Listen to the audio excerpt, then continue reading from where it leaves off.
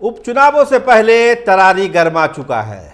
बहुत सारे कारण हैं तरारी के गरमाने के, लेकिन हथियार पूजा की जो तस्वीर वायरल हुई है, इसको लेकर पटना से लेकर दिल्ली से लेकर तमाम बिहार में ये चर्चा है, क्या हथियार के भरोसे तरारी का उपचुनाव होगा।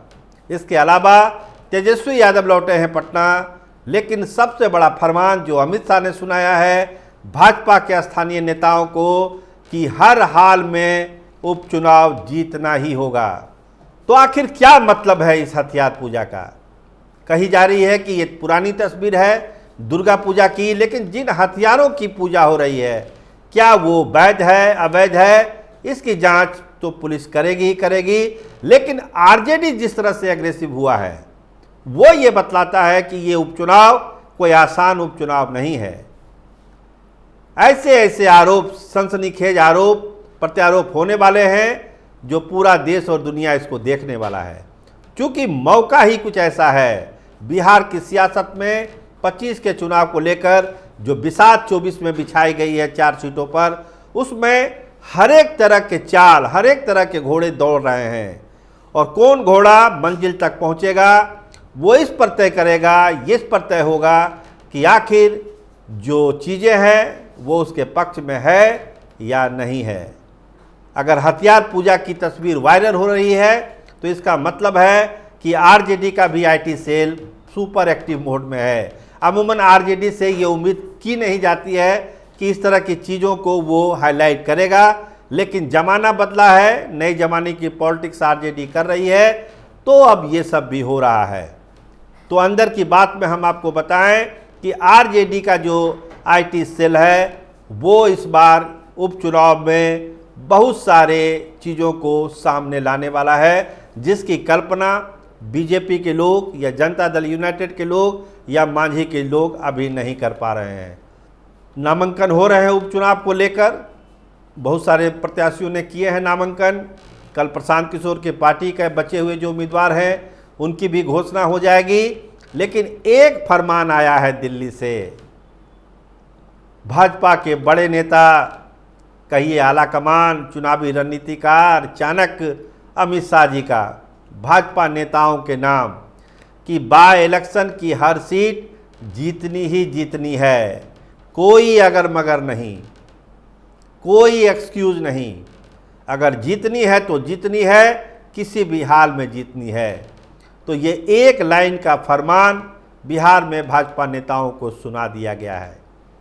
और अंदर की बात में हम आपको बताएं कि जैसे ही ये फरमान मिला है भाजपा के सारे नेता एक्टिव हैं। आज नॉमिनेशन में सारे नेता लगे हुए थे। बहुत सारे वैसे नेताओं को भी इन्विटेशन दिया गया कि आप पहुंचिए नामांकन में, जिसको भाजपा से अलग थलग कर समझा जाता था कि वो भाजपा से अलग थलग हैं, उनको भी जोड़ा गया है ताकि जो 4 सीटों का समीकरण है, जो सामाजिक ताना बाना है, उसको फुलफिल किया जा सके। तो सब लोग पहुंचे नामांकन में। एक ही जिद है, एक ही संकल्प है कि जीतना है तो जीतना है। नीतीश कुमार ने भी बैठक बुलाई है, हम आपको पहले बता चुके हैं। उस बैठक में भी एक चुनावी रणनीति बनाई जाएगी, क्योंकि यही एक स्टेज है, यही एक मंच है, यही एक लम्हा है जिसमें एनडीए की सहयोगी पार्टी एक दूसरे से आगे निकलने की कोशिश करेगी। खासकर जनता दल यूनाइटेड और बीजेपी वो ये दिखाने की कोशिश करेगी कि हमारा स्ट्राइक रेट क्या है। बिहार की जनता जेडीयू को ज़्यादा पसंद कर रही है या बीजेपी को ज़्यादा पसंद कर रही है। 2 सीटों पर बीजेपी के कैंडिडेट हैं, 1 सीट पर जनता दल यूनाइटेड है। अब मान लीजिए कि अगर चुनाव नतीजे जेडीयू के खिलाफ चले गए या फिर बीजेपी के खिलाफ चले गए, तो फिर जो सीटों का बंटवारा होगा 25 के लिए, उसमें जीते हुए जो पार्टी होगी उसके तेवर ही कुछ अलग होंगे। उनकी मांग को दूसरी पार्टी खारिज नहीं कर सकती है, क्योंकि उपचुनाव का उदाहरण देकर उनको बताया जाएगा कि बिहार की जनता का मूड है क्या।